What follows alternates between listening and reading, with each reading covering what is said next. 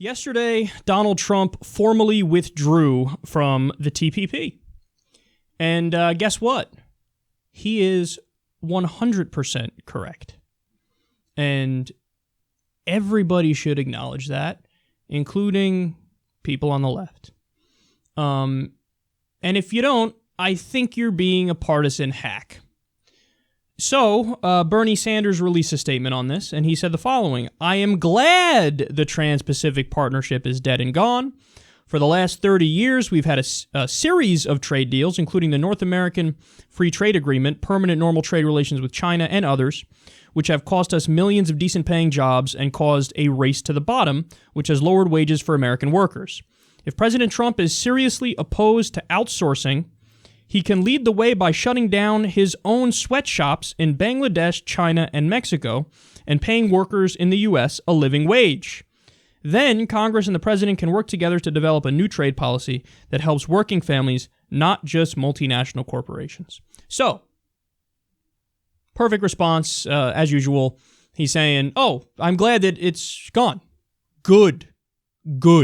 But let's also keep in mind the fact that Donald Trump outsources many of his own jobs to Bangladesh, China, and Mexico, and he should stop that and bring those jobs home. And there really should be a movement to block all bad free trade deals for American workers.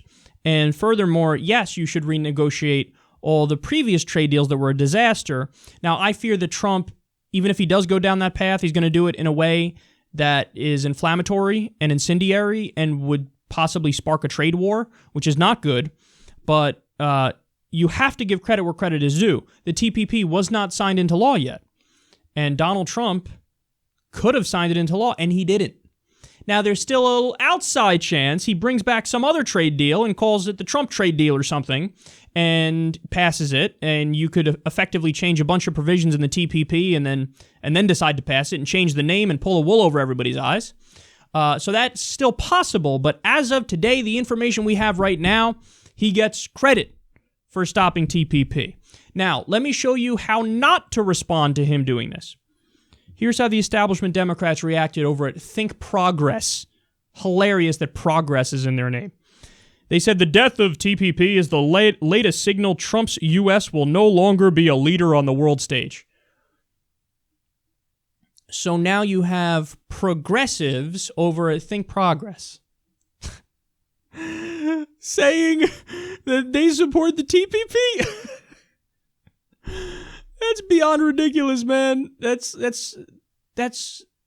self-parody. What are you doing?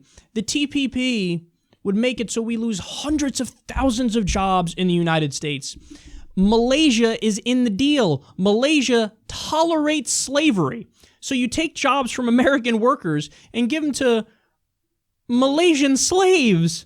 And progressives are like, yeah, where do I sign up? Under TPP, you have these international corporate boards set up, which determine who's right in a dispute between a state and a corporation. So, in other words, you could set up shop, let's say for argument's sake, in Brunei, and there is a problem with a corporation polluting the waters there. Now, under the way systems are traditionally supposed to work around the world, if the government passes a regulation saying you can't pollute our water, that's it. That's the end of the dispute. It's over. It's done. You can't pollute the water. Reasonable enough. Seems like the way it should work. Under TPP, they go, no. The government and the corporation are treated equally under the law, and they need to go to an international tribunal to determine who's right in that conflict. Who stacks the international tribunal? The corporations, which means the corporations are going to decide everything, and they're going to be biased in favor of the corporations, and we have a worldwide corporatocracy. So, this is a horrible idea. It's not even close.